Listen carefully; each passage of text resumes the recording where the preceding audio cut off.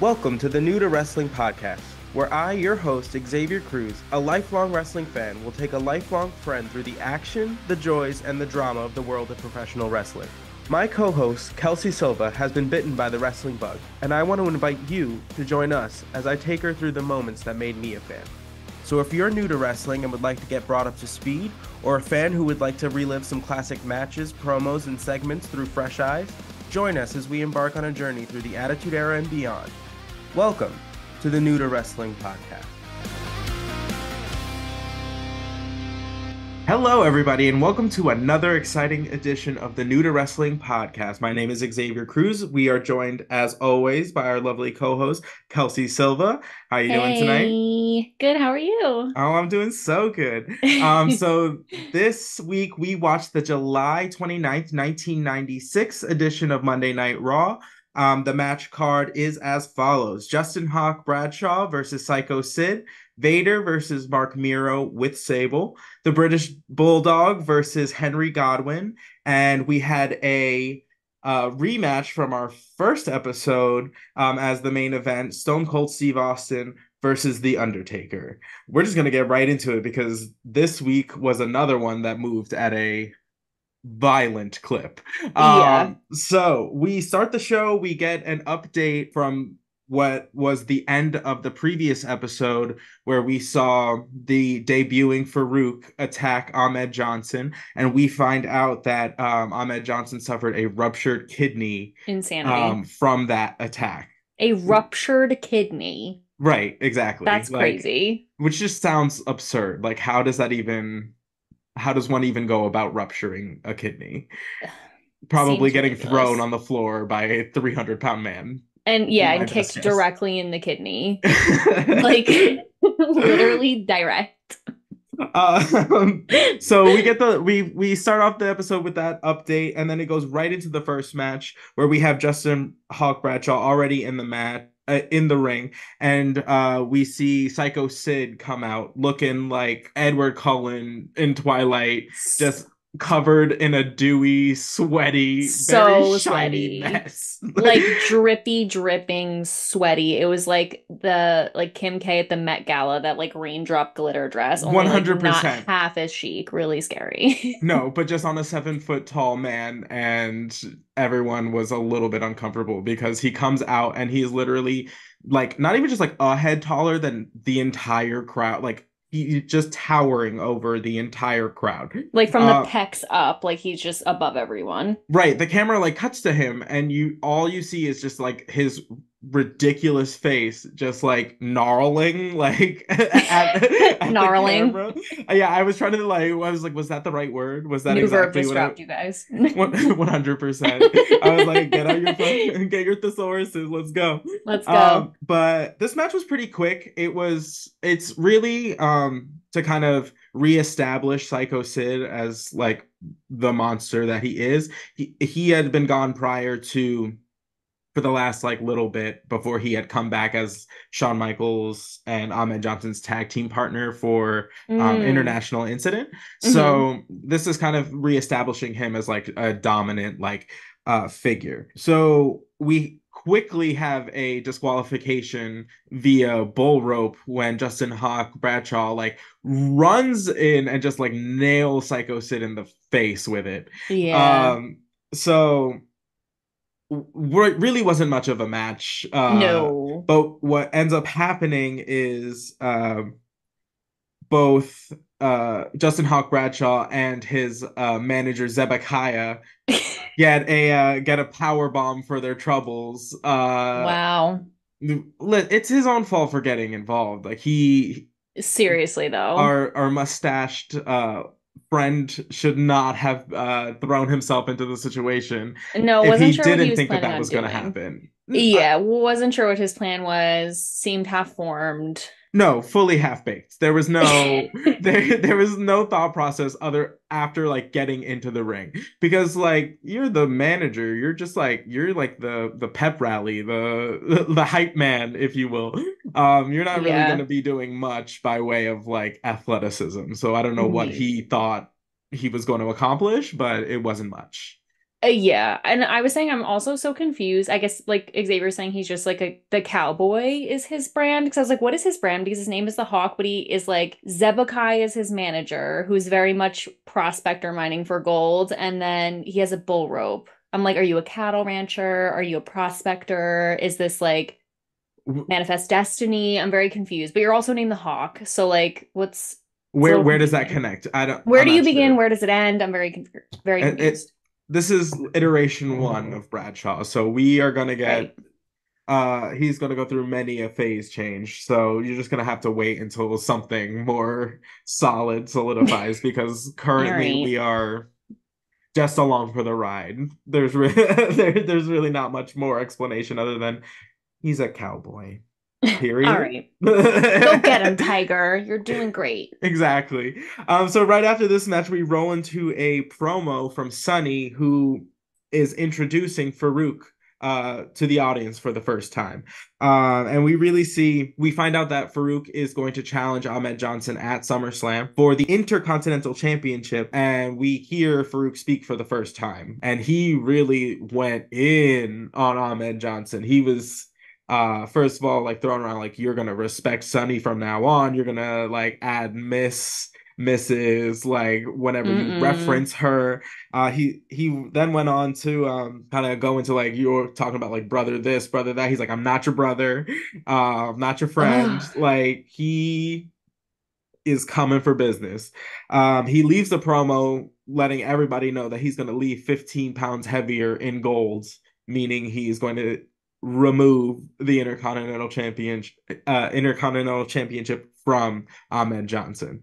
Okay, I missed that. That went right over my head. I was like, I don't understand. He's gonna put on weight. Like I was Right, confused by right, that. right. Okay, No, that no, makes yeah, he's way more sense. he's gonna take his title and show him who's who, really. Great. Okay. I thought he was Really. taking a stab at his like weight, and I was like, oh, okay. We do need to go there. You I was guys like are probably a little petty, but yeah, okay. like I didn't need that, but okay. Oh my God, wait, so much better. Okay, great. Thanks for explaining You're that. 100 literally what I am here for. After that promo, we roll right into Vader versus Mark Miro with Sable. And this is another match where we are establishing Vader as like he is the number one contender for the WWF Championship at this time. So Hmm. we as the audience need to believe that he is one capable of posing a threat to Shawn Michaels. And two, this is the first time we're seeing Vader kind of solo as far as like this podcast goes.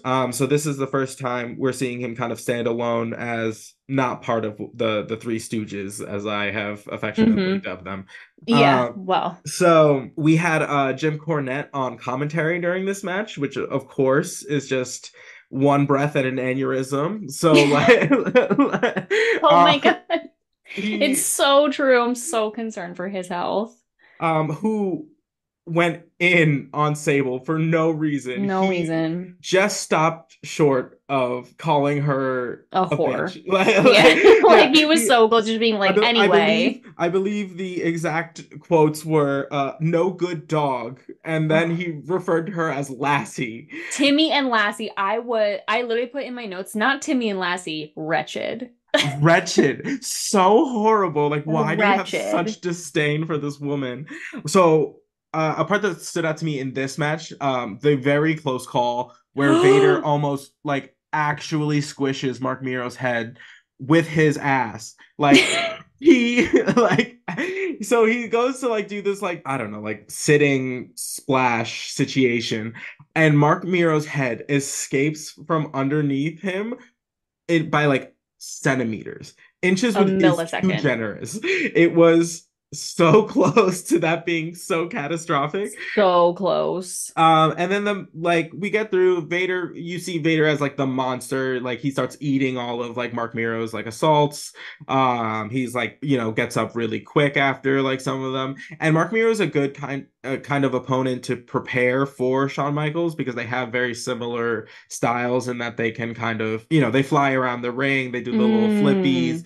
like it's very much like prepping the audience for what's to come. And the match finishes with Mark Miro jumping off of the top rope and Vader catching him into a power slam where he just basically like uses Mark Miro's momentum against him and Hmm. just Latins him 1, 2, 3, call it a day. Yeah, it was bad. Yeah, it was not cute. It was not cute. It was anything but. 100%. I was envisioning that we were going to get more of Gold Dust during this match, which we find out why Oh. we don't later. But Oh, so weird. we it's so Sorry, weird. sorry. But we get to a kind of a cut scene. It's of Gorilla Monsoon, who is the president, or like, the on-screen president of the WWF, speaking to like this lawyer, kind of speaking on behalf of this wrestler we haven't been introduced to yet. And Gorilla Monsoon is just like running down, just being like, does he not have like felony charges like Like, has he against not been him? in jail? Doesn't he have like wasn't he arrested for firearms that he doesn't have a license for? It was getting, I was like, who is this? Right. I was like, he seems very not hireable generally. Oh, So yeah, I would have to say no. It's a no from me, just based like off if the that paperwork, but like you slide that resume like across the desk and you're just supposed to be like, you know like, and what? he, Yeah, yeah. hired. We'll Oh, yeah, yeah. rehabilitate you. He definitely spritzed it with like a little cologne too. Like, just that's a little for you. What, like Legally Blonde? Yeah, 100%, 100%. You So gotta, with a felony, you gotta add a little something. A little I mean, pizzazz. you got to have people look the other way for something. Something, my God. So while that's kind of like happening, I guess, backstage, we have this moment between Jim Cornette and Jose Lothario, who is Shawn Michaels' like trainer, where they just get into some sauce themselves. Jim Cornette basically gives us like the entire history of how Shawn Michaels came to be associated with Just so Jose weird. Lothario, and then basically just calls him like used up, a has been, a never was, like, just the gambit of nonsense that he tends to just throw out into the world. And got popped in the mouth Ugh, as, yeah. there's like something to be said for like these shows, because there are so many moments in real life where someone says some really out of pocket things, and only in the WWE like do you get the satisfaction of like watching that person get popped in the mouth. Seriously. um I was actually thinking that when it was happening. Like I was like, this is one of those shows where it's like you feel justified. Like you feel that justice where it's like, but like bullying is like not like that kind of mouthing off is like not quote unquote like tolerated. Or it's like it's preferred that it's handled by just doing like a like and then right. it's like, all right, settled. Like and I Right. was like, I love this. I love this. It's like lawless, but it's not. Like there's a very strict moral code in the lawlessness. I'm here Right, for it. 100%. Like, who's the sheriff?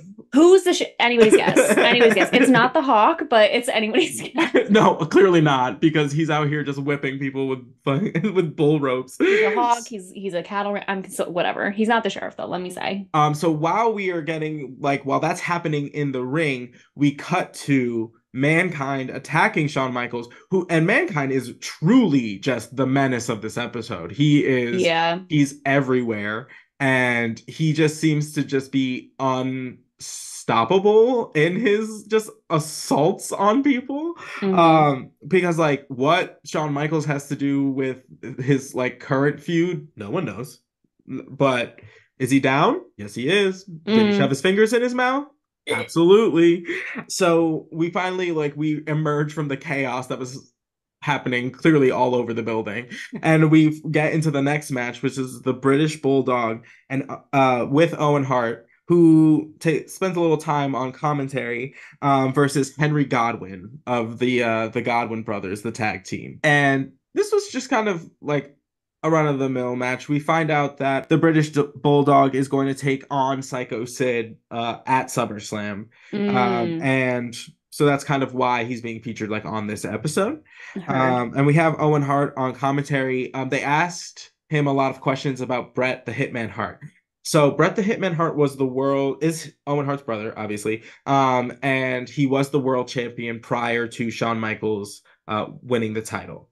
So Oh. basically, that match was a 60-minute Iron Man match. So essentially, the rules of that match are it's 60 minutes long. However, whoever gets the most amount of pinfalls within those 60 minutes is the winner. Wait, that Uh, sounds amazing. it was. We should watch that at a later time. Okay. But Just for fun. that match is phenomenal. So, but basically, they go the entire 60 minutes, no pinfalls. The match gets No. essentially like yes. So Bret Hart thinks that he has won the title, like he gets to like keep his title because he's gone the 60 minutes and Shawn Michaels couldn't like beat him technically. But what ends up happening is they restart the match and have like a sudden death, like next pinfall wins. And Shawn Michaels ends up the world heavyweight champion as we know. So basically the storyline is Bret Hart like was very upset by this, so he basically like Mm. took his ball and like went home.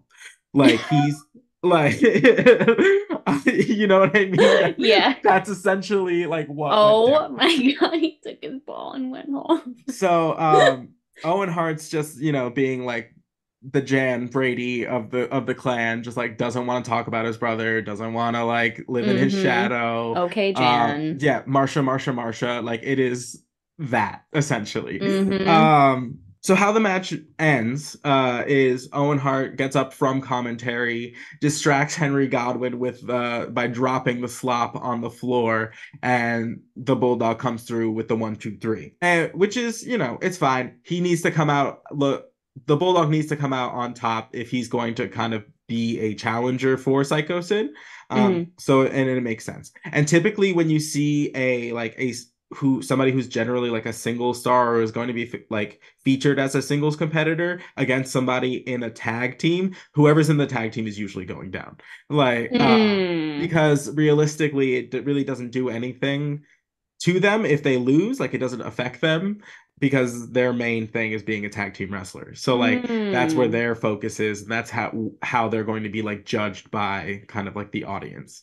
Oh, I mean, that You makes know what I mean? sense. So like if Yeah. you had somebody who was like a competitor who's like week over week, like losing, the audience doesn't believe in them. The audience loses interest in them because Right. there's nothing to like root for because you know that they're like gonna lose. Mm-hmm. But when you add like a tag team member in it, uh it kind of allows them to lose kind of safely so that they both come out like Mm. looking all right. Um Oh, okay. yeah.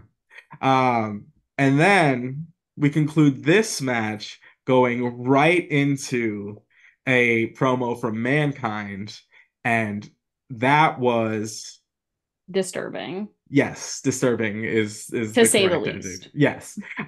We get a lot of so basically Goldust is like clearly just like beaten and like sitting on top of like a metal grate or something, So and weird. Mankind is like clutching his wig and like It was the wig. rocking I was like like, and he kept calling it mommy, and like and then like he's like Lord knows what he's actually talking about because it's just like who's mommy, who are you referring to, but he just starts slamming his head into this like the wall like repeatedly in the middle of this like promo, and you're like does anybody want to do anything about this man? Like this man's gonna like destroy himself before he gets there.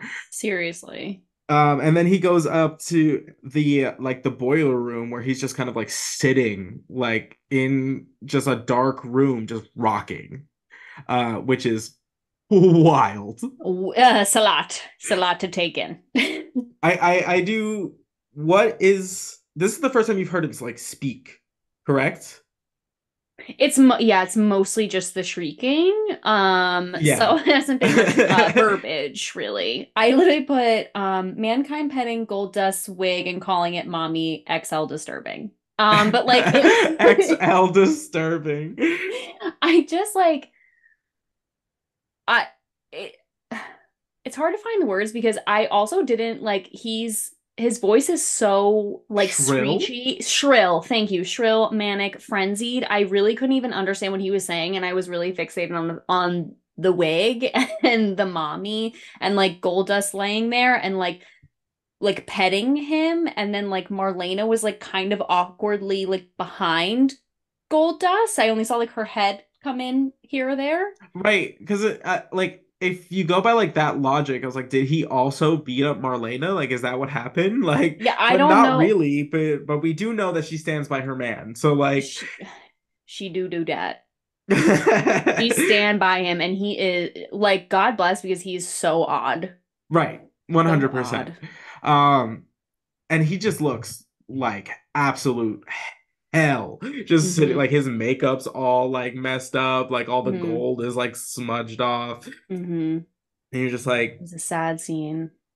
100%. But it does create a lot of buzz around this match coming at SummerSlam, Yeah. because like we all just cannot wait for them to just like absolutely destroy each other. Yeah. I really can't. I really can't wait to watch the boys fight in the boiler room. Really exciting. 100%. It's like it's like it plays like a scene from like a horror movie. Like it's just, Yes. it's real jumpy. It's real, Fully. like it's very dark. It's not the easiest match to see, to like watch, because it's not well lit. But because of that, the surprises are chef's kiss. Ooh, I can't wait. It's really reminding me of the movie The Heathers where they like were is it Veronica? Oh my God, I'm messing up. But Winona Ryder's character goes and I'm pretty sure fights JD. I might be getting names wrong in the boiler room. Like all the good fights happen in the boiler room. Like I'm really ready. 100%. The gloves come off in the Mm-hmm. boiling room. Mm-hmm. Tell your friends. 100%. And then we go into the main event, which is just so phenomenal. We have Stone Cold Steve Austin versus The Undertaker, which was they are just like on another level to everybody else that is So good. currently. And like that is the point. Like we are really trying to establish Steve Austin as a main event like player. Um, so you notice like this match didn't have like a definitive like winner. Because Yeah. if you like at this point, like the Undertaker can't lose, because he needs to roll into his match looking as strong as like humanly possible. Also, Stone Cold Steve Austin is just getting established into the main event picture.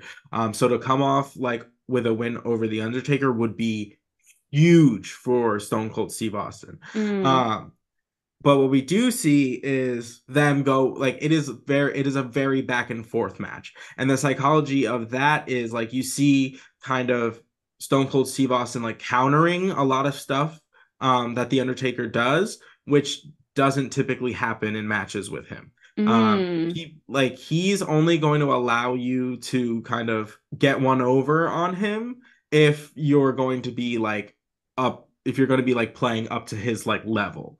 Mm. So like those kind of like little things that happen in like a match, you like where the Undertaker goes on the top rope and he does like old school where he has him by the arm and he typically like jumps off and like does like a clothesline like across the back. Stone Mm. Cold like countered with by like jiggling the ropes and he falls and like ends up straddling like the rope. Stuff like that, like the Undertaker does 1,000 times and no one ever has anything to do about it. It Wow. just happens because this man is 7 foot tall, 300 pounds, and he's gonna do whatever he wants with you. Oh my God, yeah. So the fact that Stone Cold kind of is having counters for that sort of things is is going to establish him in like the minds of the fans of like, oh, okay, like this guy is like can compete with the He's Undertaker, so legit. he's on that level. Just a highlight of this match was, and I think it was for you too, Are you gonna say the hair flip? the hair flip. Yes. so so what was Stone Cold Steve Austin does something like in the corner to like piss off the Undertaker, and the Undertaker just does this like such an abrupt turn, and he has like such like long hair that it just has like Ugh. just such a cinematic effect. It like looks like it was like almost in slow motion, but Seriously. the look on his face was like, try it again. Go Try it, ahead. bitch. You're right, 100%. Really. He was like, he was just like, go ahead and even think about what you were going to do, and I will destroy you. It was Ugh. so good. It was so good. It chilled my blood, but it made me sweat. Like it made me feel so alive. It was so amazing. It was like when Destiny Child reunited at Coachella and they like popped up out of the thing and they were just like, that's really what it 100. gave. Like, I hope it was. really? I hope you're not talking about Michelle, but Oh, never talking about Michelle. Kelly, anyway. stop. Terrible, but it was so like it was so good. Oh, Hmm. amazing. We also get a kind of a catchphrase that's going to become synonymous with Stone Cold for the first time. So when Stone Cold has the Undertaker down like in the corner and he's like stomping on his like chest, Hmm. Jerry the King Lawler busts out the line, "You ever heard of stomping a mud hole and walking it dry?" And that is basically what that move ends up being called. From Stomping like the mud hole. yeah, so like stomping a Oh. mud hole in someone, like just like absolutely just like hunting them like in the chest until they like are just in part of the ground. Is essentially, the Wow. thought process like behind that. But that's the first time we get it like on television. Wow. So you'll hear it a lot going forward. It just becomes like synonymous with that move. Uh, Wow. I know. We also get the like classic Undertaker sit up, which is also phenomenal and just like, Iconic. oh, 100%. Because everyone thinks they have this man at some point and he just shoots up. Mm, Also like a horror so movie, good. where there's always like a final like lunge. Yeah. Oh, yeah, yeah, yeah, yeah, yeah. Yeah, They're that's like, we like got him, guys. And he's psych. Yeah, like, literally. yes. um And then we have Mankind once again making an I appearance in knew this was this. gonna happen because they kept chattering about him, and I was like, I know they're doing this for a reason. Oh, He 100%. has to be popping up here or there. Well, yeah, and then they cut to him like, in the boiler room doing his like craziness, and then you see him like start to like leave the boiler room. Um and he slowly but surely just saunters to the ring, and the Undertaker's like, it's on site, and they just start brawling into the backstage area. And then I guess like he gets disposed of, like I don't know what he does back there. But the Undertaker comes back because Stone Cold's out here just like celebrating because he technically like won the match on Hmm. like because of a like disqualification. He's out here just like celebrating, thinking he really did something, and the Undertaker comes back and just tombstones him into high heaven.